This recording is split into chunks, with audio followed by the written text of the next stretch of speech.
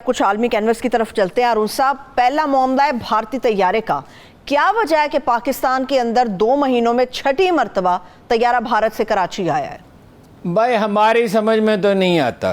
Civil aviation کے ترجمان کا کہنا ہے یہ چارٹرڈ طیارہ تھا، حیدرآباد دکن سے آیا، کیوں آیا اس کی بہت زیادہ وضاحت نہیں ہے، 12 آدمیوں کو لے کے چلا گیا، کیوں چلا گیا، لیکن فرض کیجئے اس کو ہم درست بھی مان لیتے ہیں کہ چارٹرڈ طیارہ تھا، پہلے سے اجازت تھی، بعض اوقات آتے بھی ہیں طیارے، لیکن وہ 4-5 طیارے کیوں اترے، وہ اچانک اتنے طیارے کیسے خراب ہو گئے، یہ مستقبل ہی بتائے گا۔ تاریخ اپنے سینے میں کوئی راز چھپا کر تو نہیں رکھتی۔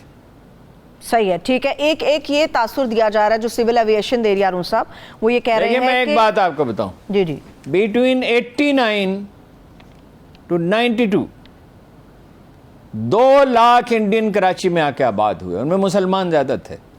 یہ ہو سکتا ہے کہ وہ مائیگریشن ہو اور کسی نے راستہ ان کو دکھایا، دبئی کا وہ ٹکٹ خریدتے تھے، یہاں چند دن کا سٹے لیتے تھے، پھر جاتا کوئی نہیں تھا۔ وہ میجر عامر صاحب نے 91-92 میں کہیں دریافت کیا، پھر کارروائی کی تو روکا، کتنے لوگ اس میں آ گئے ہوں گے۔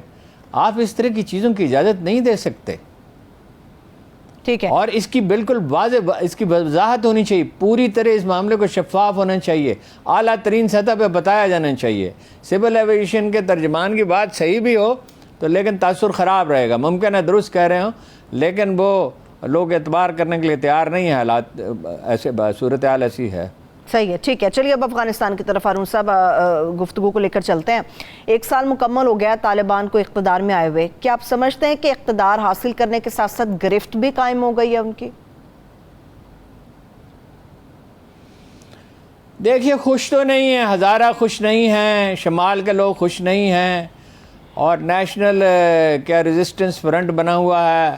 ابھی پنشیر ویلی پہ کوئی بڑی بغاوت تو نہیں ہے، لیکن 6000 آدمی بختر بند گاڑیوں میں بھیجے ہیں، 6000 جنگجو، اور وہ چونکہ انہیں اس وقت ابھی خوف کی فضا ہے، ڈرے ہوئے ہیں وہ تو کوئی، لیکن وہ اگر انہیں باہر سے کہیں سے مدد بھی نہیں مل رہی، اور خواتین خوش نہیں ہیں، اس لیے کہ تعلیم، بہرحال یہ 20-25 برسوں میں وہاں ایک نیا طبقہ پیدا ہوا ہے، اور وہ خواتین کام کرنا چاہتی ہیں، اور اسلام نے روکا تو نہیں خواتین کو کام کرنے سے۔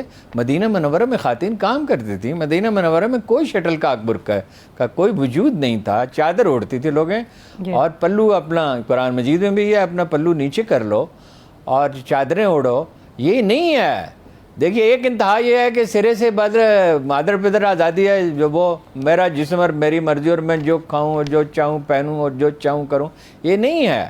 ایک اسلامی معاشرہ اس کی اجازت نہیں دے سکتا، اور اگر دیتا ہے تو اس سے خرابی پیدا ہوتی ہے، اس سے بہتری نہیں آتی، طرح طرح کے معاشرتی امراض پیدا ہوتے ہیں۔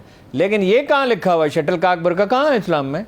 اور یہ کاروبار رسول امہات المومنین میں سے ایک آدھ کے بارے میں تفصیل ملتی ہے کہ وہ کام کرتی تھی، اس سے آمدن ہوتی تھی، غریبوں پہ خرچ کرتی تھی، تو کاروبار سے کب روکا ہے؟ جناب خدیجۃ الکبریٰ جو ہیں وہ کاروبار کرتی تھیں، اسی وقت رسول اللہ صلی اللہ علیہ وسلم سے یعنی رابطہ ہوا، کسی کے تبسط سے ہوا تو اس لیے کہ وہ صادق اور امین تھے، لیکن یہ ہے کہ وہ کاروبار کے لیے رابطہ ہوا نا، جی، تو وہ اپنا وزارت تعلیم کے سامنے جو مظاہرہ کیا خواتین نے کہ ہمیں اپنا آزادی دو اور کام کرنے دو، تو کام کرنے کیوں نہیں دیتے اور تعلیمی ادارے کیوں نہیں کھولتے؟ تو یہ تو مسئلہ مستقل رہے گا۔ آپ کی آدھی آبادی جو ہے وہ بے چین ہے، اور کام کی آپ کو ضرورت بھی ہے، آپ کو ہنرمند ہاتھوں کی ضرورت ہے، لوگ چلے گئے، اور یہ جو لوگ جو ہیں جو جنگجو ہیں، مسئلہ یہ ہے کہ اصل میں انہوں نے یہ قدامت پسندی کو اتنا فروغ دیا ہے، اور جنگجو اتنے مؤثر ہو گئے ہیں کہ اتنے نیچے کے رینکس کے لوگ مانتے نہیں ہیں۔ اب آپ ایسا ماحول پیدا کر لیتے ہیں کہ چیزیں آپ کے ہاتھ سے نکل جاتی ہیں۔ صحیح ہے، ٹھیک ہے۔ ایک تو تعلیم کا معاملہ ہے، خواتین کے کام کے تعلیم کا مسئلہ ہے۔ دوسرا ارون صاحب یہ بھی ایلیگیشن آتی ہے کہ داعش اور جو ٹی ٹی پی ہے اس کے خلاف بھی کارروائی نہیں کی جا رہی۔ نہیں کر سکتے نا، کارروائی ان کے ساتھ مل کے لڑتے جو رہے ہیں، وہ کارروائی کیسے کریں؟ یعنی پاکستان کے ساتھ تعلقات میں کیا رکاوٹ ہے؟ پاکستان ہزاروں ہنرمند آدمیوں نے فراہم کر سکتا ہے، تمام سسٹمز ان کے بحال ہو سکتے ہیں، ایگریکلچر ان کے بحال ہو سکتے ہیں، انڈسٹری، ہمارے پاس ہنرمند لوگ بہرحال افغانستان سے تو بہت زیادہ ہیں، اور انہیں بہت سے ہنرمندوں کو جابز کی بھی ضرورت ہے۔ یہ ٹی ٹی پی کی وجہ سے نا، کہ جی وہ ہم ان کے خلاف کارروائی نہیں کر سکتے۔ بھائی آپ کو کرنی پڑے گی، آج نہیں کل نہیں تو پرسوں۔ جن لوگوں نے بے گناہ لوگوں کو قتل کیا اور اب بھی ایسا کرنے پہ تلے ہوئے ہیں، اسی طرح داعش کو دنیا کیسے قبول کر سکتی ہے؟ چینی، ایرانی، روسی کوئی بھی نہیں کر سکتا۔ امریکی انہیں اپنے مقصد کے لیے استعمال کرنے کی کوشش کر رہے ہیں، انڈین استعمال کرنے کی کوشش کر رہے ہیں۔ انڈیا نے تو سفارتی عملہ بھی بھیج دیا اس خلا کو۔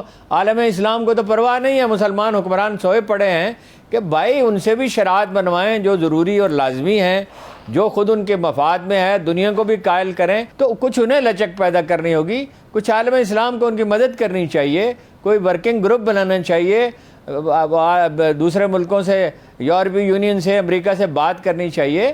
اگر یہی صورتحال رہے گی تو پورا خطہ غیر مستحکم رہے گا۔ ٹھیک ہے۔ ابھی اگلے سال بھی گندم کا بحران ہوگا۔ پچھلا موسم سرما بھی ہم نے دیکھا کہ ہارون صاحب کتنا کرائسس تھا افغانستان میں۔ ابھی بھی چند مہینوں کے بعد موسم سرما آمد ہے، تو وہاں پر افغانستان میں کیا خوراک کا بندوبست ہو گیا؟ اب کوئی بندوبست نہیں۔ وہ $3.5 بلین کی نیگوسیشن تو ہو رہی ہے امریکہ سے کہ وہ انہیں کھانے کے لیے دے دیں گے اور دواؤں کے لیے اور بچوں کے لیے، لیکن ظاہر ہے انہیں شرائط تسلیم کرنی ہوں گی۔ اب ایسا ماحول انہوں نے پیدا کر لیا ہے کہ حکومت انہیں مل گئی اور کوئی خطرہ بھی نہیں ہے اس حکومت کو، اس لیے کہ فی الحال تو کسی طرح کی مزاحمت نہیں ہوگی، لیکن بے لچک رویے کا نتیجہ اچھا تو نہیں ہوتا ہے نا۔ ہارون صاحب چند سیکنڈز ہیں، ایک بڑا اہم سوال یہ بھی ہے، یہ جو خواجہ خیلہ بے سواد کی طرف احتجاج کیا ہے مظاہرین نے، احتجاج کی وجہ کیا ہے اور مظاہرین کے اوپر پرچے کیوں درج ہو گئے وہاں پہ؟